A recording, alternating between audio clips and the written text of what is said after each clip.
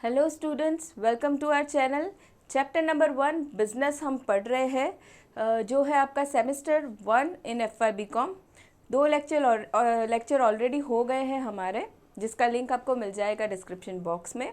आज है हमारा लेक्चर नंबर 3। बिज़नेस के बारे में हमने पढ़ लिया, फीचर्स भी हमने देख लिए थे। चलिए अभी आज हम पढ़ने वाले हैं स्कोप ऑफ बिज़नेस के बारे में, कि स्कोप क्या रहता है बिज़नेस के अंदर।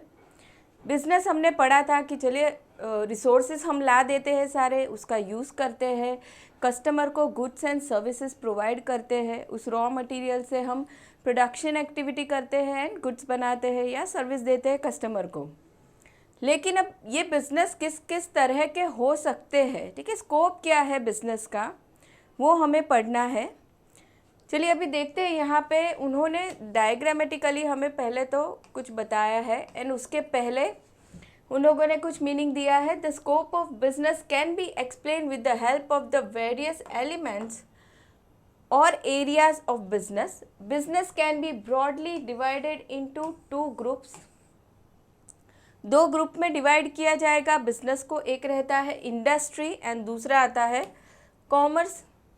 Now business is concerned with production and distribution of goods and services. The business activities are classified into 2 groups.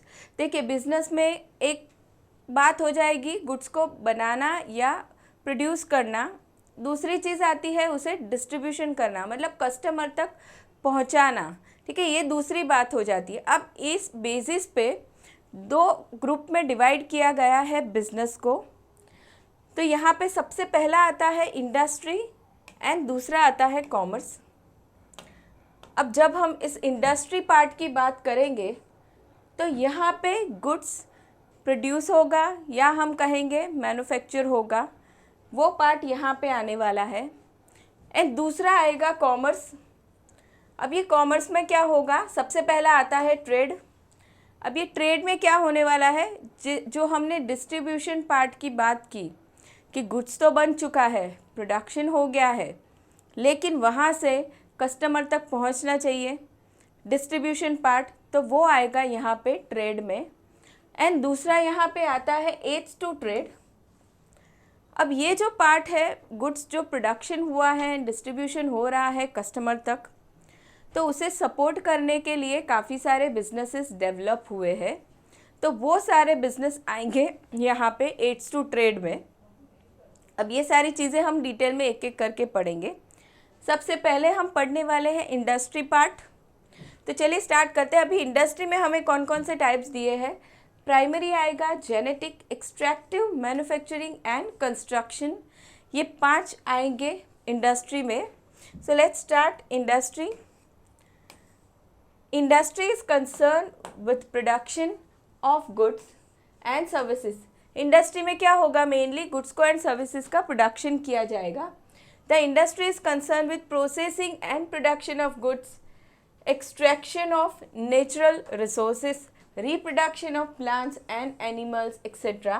The industry represents supply side, that is supply of product to meet demand of customers.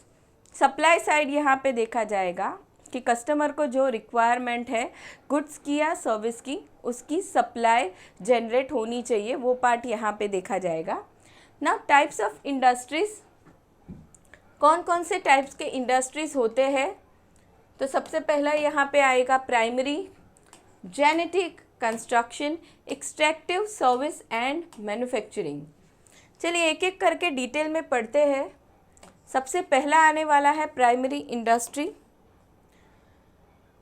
अब ये primary industry की जब हम बात करेंगे तो primary industry में आएगा ये रहेगा एग्रीकल्चर से रिलेटेड, एग्रीकल्चर या फिर फिशिंग या फिर फॉरेस्ट्री, ये सारे एग्जाम्पल्स होते हैं प्राइमरी इंडस्ट्री के।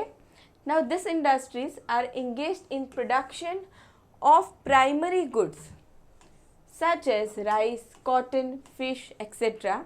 Agriculture and fishing are example of primary industry, ठीक है। यहाँ पे एग्रीकल्चर, फिशिंग, फॉरेस्ट्री, ये सारे इन सारी चीज़ों से रिलेटेड एक्टिविटीज़ यहाँ पे होगी, या हम कह सकते हैं प्रोडक्शन यहाँ पे होगा। Now next is genetic industries. चलिए अभी जेनेटिक की बात करते हैं। This industries are engage in the reproduction, यहाँ पे रिप्रोडक्शन एक्टिविटीज़ होगी, and multiplication of certain spices of plants and animals with the object of sale. अब यहाँ पे एग्जाम्पल्स हैं cattle breeding, poultry, plant nurseries and example of genetic industries. जैसे हम dairy business कह सकते हैं, ये सारी चीज़ें भी जेनेटिक में आती है, जेनेटिक इंडस्ट्रीज इसे हम कहेंगे। नाउ थर्ड आता है एक्सट्रैक्टिव इंडस्ट्रीज। अब ये एक्सट्रैक्टिव में क्या होगा, कुछ नेचुरल रिसोर्सेज को एक्सट्रैक्ट किया जाएगा, या फिर हम कह सकते हैं एक्सट्रैक्ट किया मतलब प्रोडक्शन किया जाएगा। अब ये रिसोर्सेज ऐसे होंगे जिसे हम रिप्रोड्यूस नहीं कर सकते, ठीक है, फिर से उनका प्रोडक्शन हम नहीं कर सकते, ये नेचुरल रिसोर्सेज हो जाएंगे। तो this industries are concern with extracting materials और minerals from natural resources. Mining and oil drilling are example of extractive industries. ये सारे एग्जाम्पल रहेंगे एक्सट्रैक्टिव इंडस्ट्रीज के। नाउ नेक्स्ट आता है मैन्युफैक्चरिंग इंडस्ट्री। मैन्युफैक्चरिंग इंडस्ट्री में बहुत सारे एग्जाम्पल्स हो सकते हैं। मैन्युफैक्चरिंग इंडस्ट्री मतलब रॉ मटेरियल यूज़ करके जो इंडस्ट्री फिनिश गुड्स बनाती है, गुड्स प्रोडक्ट प्रोड्यूस करती है, उसे हम कहेंगे मैन्युफैक्चरिंग इंडस्ट्री। रॉ मटेरियल का फॉर्म चेंज करके उसे कन्वर्ट करती है फिनिश गुड्स में। Now this industries are concern with the production of finished goods. The finished goods can be either consumer goods or industrial goods. देखिए अब ये जो फिनिश गुड्स बनता है वो या तो कंज्यूमर गुड्स होगा या इंडस्ट्रियल गुड्स होगा। ना what is consumer goods? Consumer goods का मतलब हो जाएगा जिसे कंज्यूमर सीधा यूज़ करने वाला है, एंड इंडस्ट्रियल गुड्स का मतलब होता है कि ऐसा गुड्स जो कंज्यूमर यूज़ नहीं कर रहा है, इंडस्ट्री में यूज़ हो रहा है फर्दर कुछ प्रोड्यूस करने के लिए, उसे हम कहेंगे इंडस्ट्रियल गुड्स। ठीक है, जैसे हम मान लो किसी कंप्यूटर की बात करें या लैपटॉप की बात करें या मोबाइल फ़ोन की बात करें, तो क्या होगा, इसे सीधा कंज्यूमर यूज़ करने वाला है, कस्टमर यूज़ करेगा वो प्रोडक्ट लेके, वो आगे किसी प्रोडक्शन में उसे यूज़ नहीं कर रहा है। लेकिन जब हम किसी मशीनरी की बात करेंगे तो वो यूज़ होता है फर्दर प्रोसेसिंग के लिए, उसे यूज़ करके आगे और प्रोडक्शन एक्टिविटी की जाती है, तो वो हो जाएगा industrial goods. Now textiles and chemicals are examples. ये एग्जाम्पल्स हो जाएंगे इंडस्ट्रियल गुड्स के। अब आगे बढ़ते हैं, फिफ्थ इंडस्ट्री जो है कंस्ट्रक्शन इंडस्ट्री। चलिए अब ये कंस्ट्रक्शन इंडस्ट्री जो होती है, उस इंडस्ट्री में क्या किया जाएगा, कंस्ट्रक्शन का काम, जैसे कि बिल्डिंग बनाना है, ब्रिजेस है, रोड बनाना, हॉस्पिटल बनाना, ठीक है, वो सारी चीज़ें आती है कंस्ट्रक्शन में। This industries are concern with construction activities like construction of building, bridges etcetera. ये हो गया construction part. Now sixth is service industry. Nowadays service sector is also referred as industry. Service sector plays an important role in the economic development of a nation. Examples: hotel, trade, tourism, transport, entertainment, information, technology. ये सारे examples होते हैं service industry के। पहले कैसा था, खाली production पे ज़्यादा फोकस किया जाता था हमारी कंट्री में, मैन्युफैक्चरिंग इंडस्ट्री उन सारी चीज़ों पे ज़्यादा फोकस था, सर्विस पे ज़्यादा फोकस नहीं किया जाता था। लेकिन अभी आजकल कैसा हुआ है, सर्विस इंडस्ट्री बहुत जल्दी से ग्रो हो रही है। जैसे हम यहाँ पे एग्जांपल्स काफ़ी सारे दिए हैं, होटल का है, टूरिज़्म का है, ट्रांसपोर्ट है, एंटरटेनमेंट है, इंश्योरेंस है, ठीक है, टेलीकम्युनिकेशन सर्विस है। ये काफ़ी सारी सर्विस है जो बहुत फास्ट ग्रो हो रही है।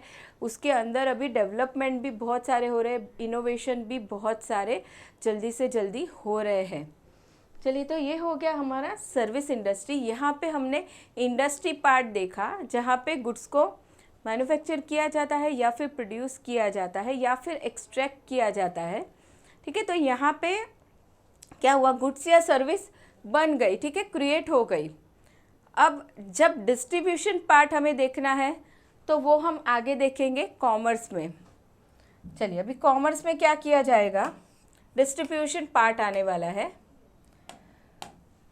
कि भाई ये जो गुड्स हमने देखा इंडस्ट्री में बन गया, फिनिश प्रोडक्ट रेडी हो गया, वो पहुंचना चाहिए कस्टमर तक, ठीक है, तो वो आएगा डिस्ट्रीब्यूशन में। अभी ट्रेड की हम बात करें तो ट्रेड क्या हो जाएगा, वहाँ पे जो बिजनेसमैन है या फिर हम कहेंगे जो ट्रेडर है, वो क्या करता है, गुड्स लेता है एक जगह से एंड सेल करता है कस्टमर को, ठीक है। अभी वो लेगा कहाँ से, मैन्युफैक्चरर से या फिर प्रोड्यूसर से जिसने गुड्स बनाया है, तो वो वहाँ से लेगा और वो पहुँचाएगा कस्टमर तक, ठीक है। अब ये जो बीच में प्रोसेस हो रही है, जो बिजनेसमैन इन्वॉल्व हो रहे हैं कि गुड्स जहाँ पे बना वहाँ से कस्टमर तक पहुँचाना है, तो वहाँ पे एक तो आएगा होलसेलर, दूसरा आएगा रिटेलर।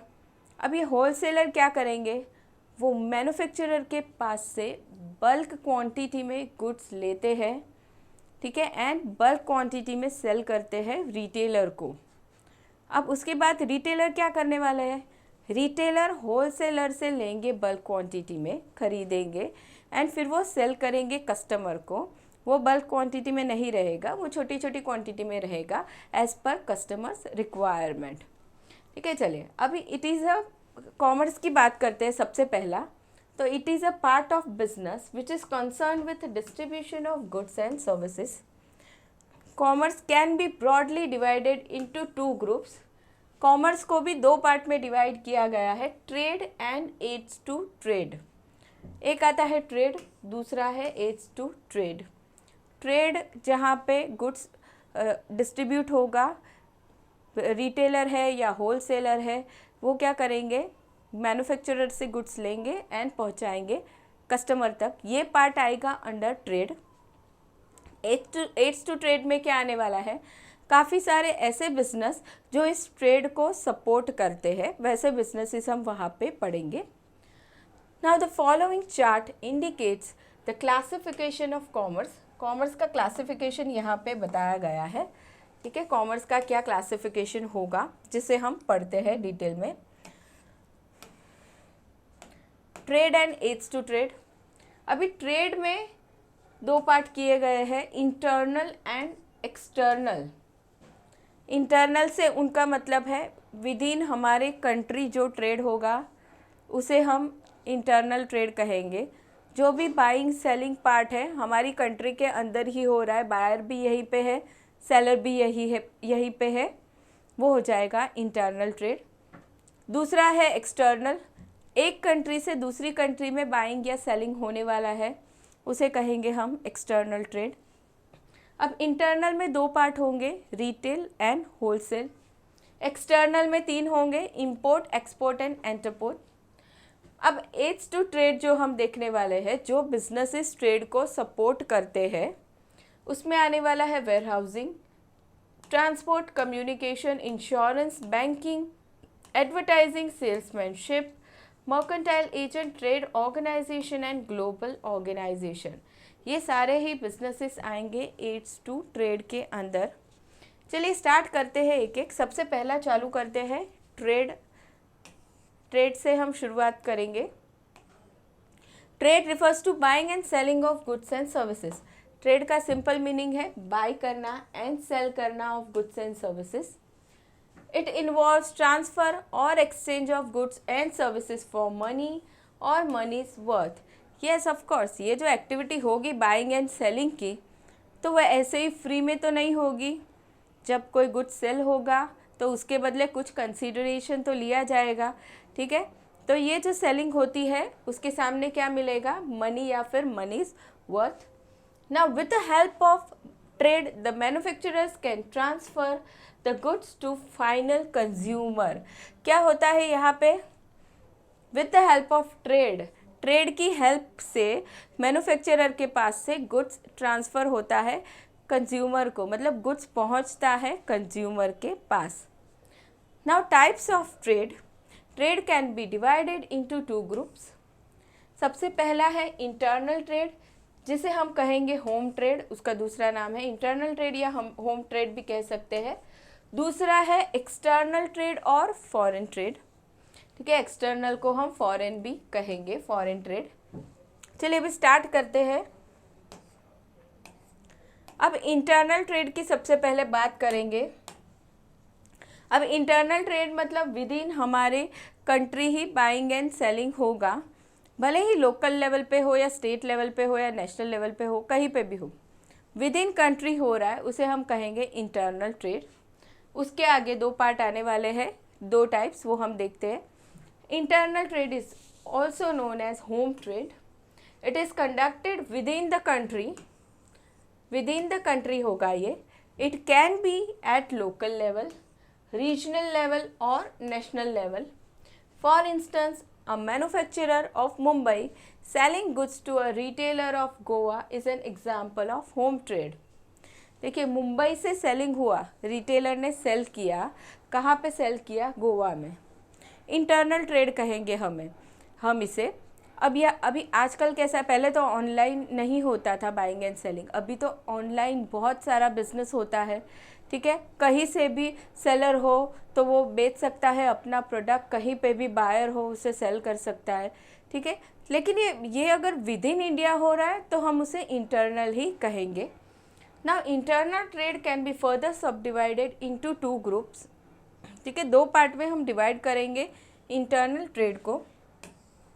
सबसे पहला है wholesale trade and second one is retail trade.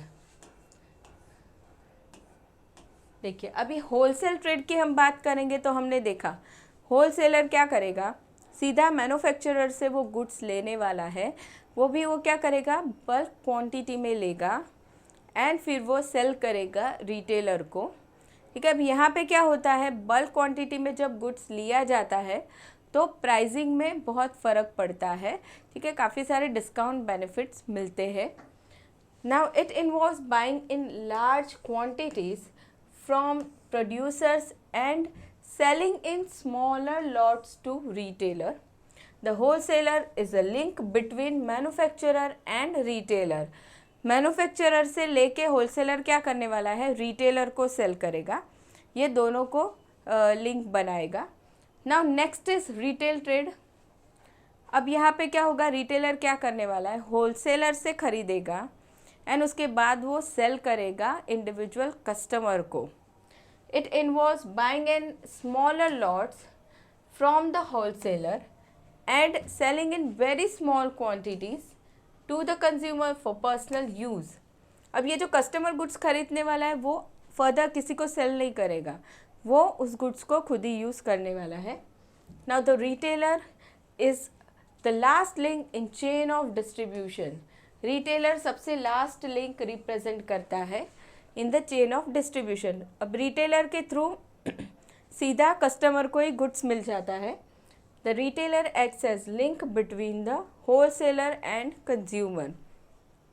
Wholesaler और कंज्यूमर के बीच में ये लिंक बनाएगा, ठीक है। होलसेलर सीधा कंज्यूमर को सेल करने नहीं जाएगा। तो ये हमने पढ़ लिया दो part in internal trade. Now next is external trade. अब एक्सटर्नल ट्रेड को हम फॉरेन ट्रेड भी कहेंगे, it is also called as foreign trade. एक कंट्री से दूसरी कंट्री में बाइंग या सेलिंग होगा, जिसे हम इंपोर्ट या एक्सपोर्ट कहेंगे, उसे कहते हैं foreign trade. Now it refers to buying and selling of goods across national boundaries. For instance, a seller from New Delhi, India sells goods to buyer at New York, USA is an example of foreign trade. It can be divided into three types as follows. देखिए एक country से दूसरी country में buying and selling हुआ, ये example है foreign trade का। अब इसे तीन टाइप में डिवाइड किया है। सबसे पहला आता है export trade, second is import trade and third is entrepot trade. सबसे पहला है एक्सपोर्ट ट्रेड। एक्सपोर्ट, हमारी कंट्री से हमने किसी और कंट्री में सेल किया प्रोडक्ट, ठीक है, उसे हम कहेंगे export. It involve selling of goods from one country to another. For instance, when goods are sold from India to Pakistan is an example of export trade. Next is import. किसी और country से हमारी country में हम goods by करते हैं, goods खरीदते हैं, उसे हम कहेंगे import. It involves buying of goods from a seller in of another country. For instance, a buyer from India purchases goods from a seller of USA. ये एग्जाम्पल रहेगा इम्पोर्ट ट्रेड का. Now next is entrepot. Entrepot का meaning हो जाएगा कि एक country से हमने गुड्स बाय किया, इम्पोर्ट किया, उसके बाद हम किसी और कंट्री को एक्सपोर्ट कर रहे हैं. ठीक है, उस गुड्स पे हम कुछ प्रोसेस करें या फिर कुछ प्रोसेसिंग एक्टिविटी ना भी करें. ठीक है, वो हमने एक कंट्री से ख़रीदा, इंपोर्ट किया एंड किसी और कंट्री में एक्सपोर्ट कर दिया, उसे हम कहेंगे एंटरपोर्ट.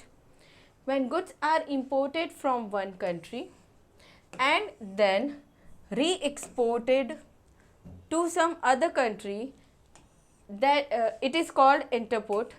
For instance, an Indian trader may buy goods from Bangladesh and then sell it to China. ठीक है, ये चीज़ भी हो सकती है, इसे हम कहेंगे एंटरपोर्ट. तो ये 3 पार्ट हमने देख लिए एक्सटर्नल ट्रेड के अंदर. चलिए, तो यहाँ पे हमने ट्रेड पार्ट ख़त्म किया कि व्हाट इज़ ट्रेड एक्टिविटी. ठीक है, जो काम करता है, हेल्प करता है डिस्ट्रीब्यूशन करने में, गुड्स को मैन्युफैक्चरर से कस्टमर तक पहुंचाने में. Now next is aids to trade.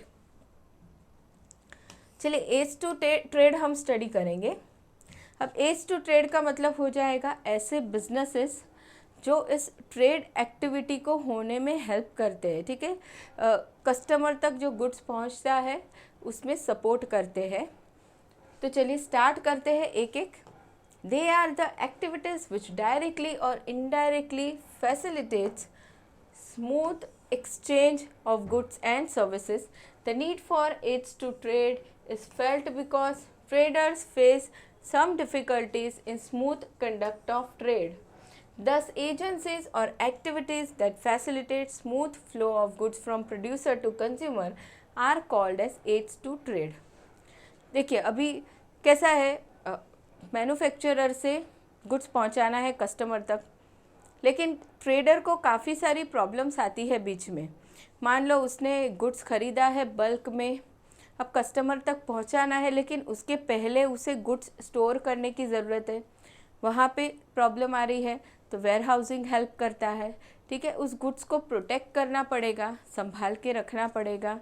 ठीक है, अगर कुछ प्रॉब्लम हो गई तो लॉस हो सकता है, तो उस लॉस से बचने के लिए, लॉस को कम करने के लिए इंश्योरेंस सर्विस मिलती है. ठीक है, अब ये पूरा प्रोसेस जो हो रहा है ट्रेड का, उसमें एक दूसरे के लिए इंफॉर्मेशन जानना बहुत ज़रूरी है, तो कम्युनिकेशन सर्विस भी बहुत इम्पॉर्टेंट हो जाती है. तो ये सारी सर्विसेज क्या करती है, जो ट्रेडर को प्रॉब्लम आती है उस प्रॉब्लम को हटाने में हेल्प करती है. ठीक है, चलिए अभी स्टार्ट करते हैं हम एक एक. सबसे पहला आता है वेयर हाउसिंग. चलिए, अभी वेयर हाउसिंग की बात हम करेंगे. तो वेयर हाउसिंग फैसिलिटी हेल्प करता है गुड्स को स्टोर करने में. ठीक है, हम क्या करेंगे, गुड्स को वहाँ पे स्टोर करके रख सकते हैं ताकि गुड्स हमारा सेफ़ रहे, उसे कुछ नुकसान ना हो.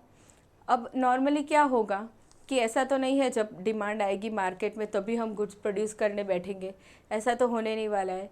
फ्यूचर को एंटिसिपेट करके हम गुड्स बना के रखते हैं, अभी से प्रोडक्शन करके रखते हैं, तभी उस गुड्स को स्टोर करके तो रखना पड़ेगा ताकि हम फ्यूचर में उसे सेल कर सकें. तो उस स्टोर करने के लिए वेयर हाउसिंग फैसिलिटी अवेलेबल होती है. ठीक है, वहाँ पे हमारा गुड्स प्रॉपरली सेफ रहता है. दूसरी चीज़, वेयर हाउस में फर्दर कुछ प्रोसेस करना हो तो वो भी फैसिलिटीज़ अवेलेबल होती है. कुछ प्रोडक्ट्स ऐसे होते हैं कि चलो उसमें पैकिंग बाकी है या कुछ और चीज़ें बाकी है, ग्रेडिंग करना है. फूड प्रोडक्ट्स कुछ रहते हैं जिनको ग्रेडिंग करना है, तो वो सारी चीज़ें भी वेयर हाउस में होती है, वो सारी फैसिलिटीज़ भी अवेलेबल होती है. एंड ये जो हम वेयर हाउसेस की बात करते हैं वो अलग अलग टाइप के वेयर हाउसेस अवेलेबल होते हैं. अभी मान लो हम पेरिशेबल आइटम की बात करें तो वहाँ पे कोल्ड स्टोरेज वेयर हाउस होता है जो पर्टिकुलरली वैसे ही प्रोडक्ट्स के लिए बनता है. तो ये जो वेयर हाउसिंग फैसिलिटी है वो बहुत ज़्यादा सपोर्ट करती है बिजनेसेस को. Now warehousing it removes time difficulty. ये टाइम डिफ़िकल्टी को रिमूव करता है. ठीक है, मतलब फ्यूचर में हमें जो गुड्स सेल करना है ठीक है, उसके लिए हमने आज की डेट में बना के रखा है, प्रोडक्शन करके रखा है, तो ये जो टाइम गैप है उसे वो दूर करने में हेल्प करता है। It removes time difficulty. In today's world production is undertaken in anticipation of demand. Future के बारे में सोच के हम गुड्स को बना देते हैं, प्रोडक्शन कर देते हैं। Goods are not consume immediately goods consume नहीं होता है immediately after production. Therefore, goods need to be stored in warehouses till they are demanded. Some important advantages of warehousing are, कौन कौन से advantages है? It enables supply of seasonal goods throughout the year. कुछ products जो ऐसे होते हैं जो सीजनल है वो हमें पूरे साल भी मिल सकते हैं वेयरहाउसिंग फैसिलिटी के ज़रिए। Now next is it protects and preserves the goods from damage and spoilage. Goods को वो डैमेज होने से बचाता है, ख़राब होने से भी बचा लेता है। Now next is transport. चलिए ट्रांसपोर्ट फैसिलिटी की बात करते हैं। ट्रांसपोर्ट, एक जगह पे गुड्स बन गया है, मैन्युफैक्चर हो गया है, लेकिन कस्टमर तक पहुंचाना है। अब दोनों की प्लेस तो अलग अलग होती है, ठीक है, तो गुड्स वहाँ से कस्टमर तक जो पहुँचता है, मैन्युफैक्चरर से पहले जाएगा होलसेलर के पास, वहाँ से रिटेलर, वहाँ से कंज्यूमर, ठीक है। तो ये पूरा ट्रांसपोर्ट फैसिलिटी उसे हेल्प करता है गुड्स को मूव करने में एक जगह से दूसरी जगह पे। अब ये ट्रांसपोर्ट के भी बहुत सारे मोड्स अवेलेबल है। रोड ट्रांसपोर्ट रहता है, rail transport, air transport, water transport. कोई भी मोड यूज़ करके जो बिज़नेस को सूटेबल है वो यूज़ करके गुड्स को ट्रांसपोर्ट किया जाता है एक जगह से दूसरी जगह पे। अब जब हम एक्सटर्नल ट्रेड की जब हम बात करेंगे तो मोस्टली वहाँ पे वाटर ट्रांसपोर्ट यूज़ होता है, एंड बाकी इंटरनल ट्रेड की बात करेंगे तो रोड ट्रांसपोर्ट भी हो सकता है या रेल भी मोस्टली यूज़ होता है। Now transport it solves place utility. ये प्लेस डिफ़िकल्टी, प्लेस की जो डिफ़िकल्टी इसे हटाता है ये। There is place gap from the place of production to the place of consumption. Goods produce in one corner of the country और globe may be required for consumption at the other part. Transport fills the place gap. Transport क्या करता है? Place gap को दूर करता है। Now some of the important advantages of transport are it facilitates distribution of goods. Of course transport ही ज़रूरी है, सबसे पहला तो गुड्स को डिस्ट्रीब्यूट करना है तो। It enables marketers to expand market expand करने में भी हेल्प करता है। जैसे कि हम एग्जांपल लेते हैं कि कोई लोकल शॉप है, ठीक है, वो क्या करती है, उसके लोकल एरिया में गुड्स को सेल कर रही है। अब उसे किसी और एरिया में भी ट्राई करना है, उसे लगता है कि चलो किसी दूसरे मार्केट में भी हमारा प्रोडक्ट सेल हो सकता है, तो वो ट्रांसपोर्ट के ज़रिए उस मार्केट तक उसका गुड्स पहुंचा सकते हैं, ठीक है। तो ये हो गया मार्केट एक्सपांड करने का एग्जाम्पल कि ट्रांसपोर्ट के ज़रिए हम नए नए मार्केट तक भी पहुंच सकते हैं, विद इन कंट्री हो या आउटसाइड कंट्री, कहीं पे भी। चलिए ये हो गया हमारा सेकेंड ट्रांसपोर्ट जो है एड्स टू ट्रेड में। Now next one is communication. अब ये जो पूरा प्रोसेस होने वाला है, मैन्युफैक्चरर के पास जो गुड्स अवेलेबल हुआ है, उसने बनाया है और वो कंज्यूमर तक पहुंचने वाला है। ये जो पूरा प्रोसेस होगा, होलसेलर के पास जाएगा, रिटेलर के पास, कंज्यूमर के पास जाएगा। अब यहाँ पे इंफॉर्मेशन ट्रांसफ़र होना बहुत ज़रूरी है, ठीक है। सबसे पहला तो चलो मैन्युफैक्चरर ने गुड्स बनाया है तो वो कंज्यूमर को पता चलेगा, वो एडवर्टीज़मेंट करेगा, ठीक है, कंज्यूमर को इन्फॉर्म करेगा कि कौन सा गुड्स अवेलेबल है। दूसरी चीज़, कंज्यूमर को गुड्स चाहिए तो वो भी ऑर्डर प्लेस करेगा, अलग अलग मोड से खुद लेने जाएगा, कम्युनिकेट करेगा, या फ़ोन पे बताएगा, या इंटरनेट पे ऑर्डर प्लेस करेगा, ठीक है। तो यहाँ पे हो क्या रहा है, कम्युनिकेशन हो रहा है, किसके बीच में, सबके बीच में। अब जब ऑर्डर प्लेस हो गया है तो क्या होगा, पूरा प्रोसेस, ऑर्डर प्रोसेस किया जाएगा, तो वो भी स्टार्ट से लेके मैन्युफैक्चरर के पास से कंज्यूमर तक पहुँचने वाला है जब ऑर्डर प्रोसेस होगा। तो ये कैसे होगा, कम्युनिकेशन के ज़रिए। सबको कम्युनिकेट करना पड़ेगा, तभी जाके ये ऑर्डर प्रोसेस हो पाएगा, ठीक है। अब कम्युनिकेशन के भी अलग अलग मोड्स अवेलेबल होते हैं, उसके ज़रिए कम्युनिकेशन किया जाता है। Now communication, it facilitates transfer of information. It involves transfer of messages from one person to another and from one place to another. ठीक है, उसे हम communication कहेंगे. It can be oral or in writing. ये communication oral भी हो सकता है, writing भी हो सकता है. Oral communication can take place through telephone or in person. Written communication is possible through letters, fax, emails, etc. ठीक है, oral हम बात करें तो हमने कहा कि कस्टमर ने टेलीफोन पे ऑर्डर प्लेस कर दिया, या खुद जाके शॉप में जाके शॉपकीपर को कहा क्या क्या गुड्स चाहिए, ओरल कम्युनिकेशन हो गया.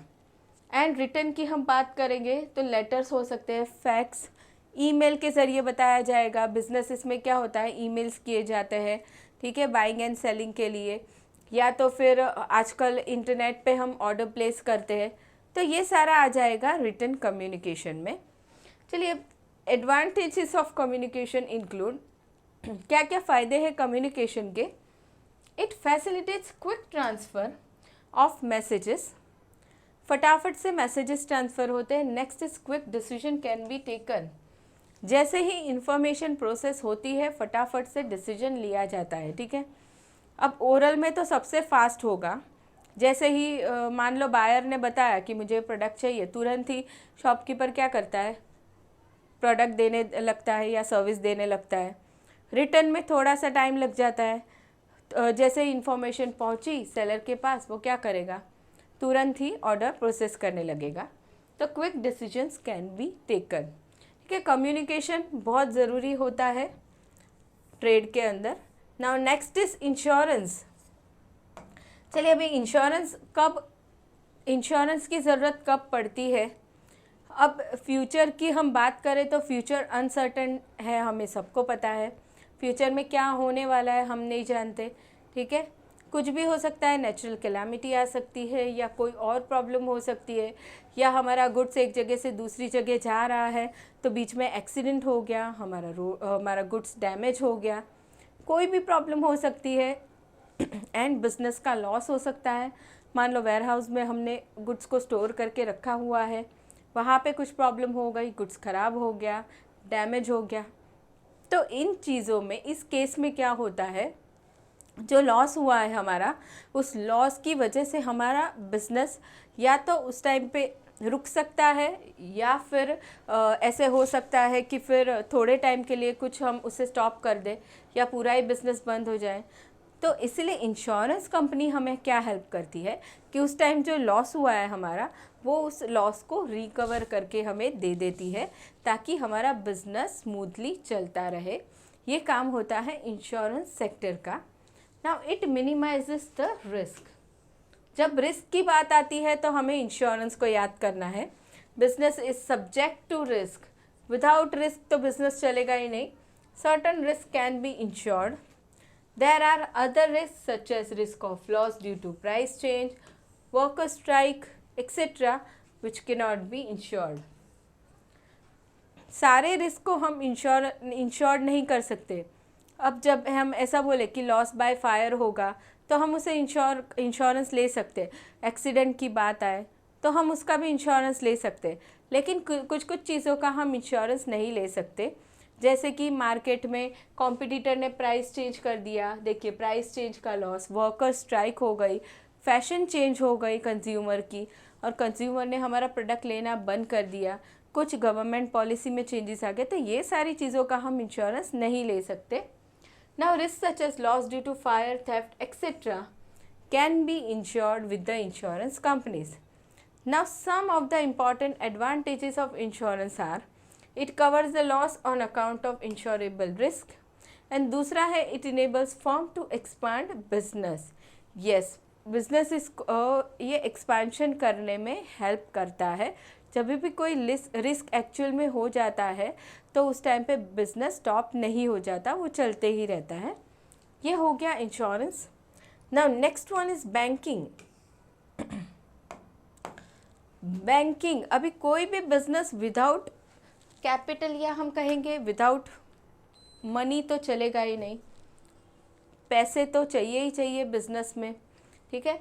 तो अभी ये जो फंड रिक्वायर्ड होता है या कैपिटल रिक्वायर्ड होता है वो हमें बैंकिंग के ज़रिए मिल सकता है, ठीक है। अब ये जो कैपिटल मिलता है वो लॉन्ग टर्म के लिए भी हो सकता है, शॉर्ट टर्म के लिए भी हो सकता है, एंड उन पैसों को जो हम यूज़ करते हैं वो भी हम शॉर्ट टर्म के लिए यूज़ कर सकते हैं, लॉन्ग टर्म के लिए यूज़ कर सकते हैं, ठीक है। तो ये बैंकिंग बहुत ज़्यादा इम्पॉर्टेंट रोल प्ले करता है बिज़नेस को चलने में।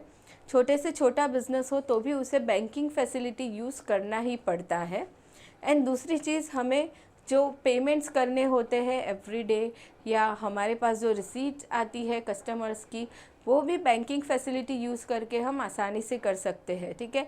सारे ही कैश पेमेंट या कैश रिसीट यूज़ करने जाएंगे तो बहुत ही डिफ़िकल्ट हो जाएगा बिज़नेस मैनेज करना।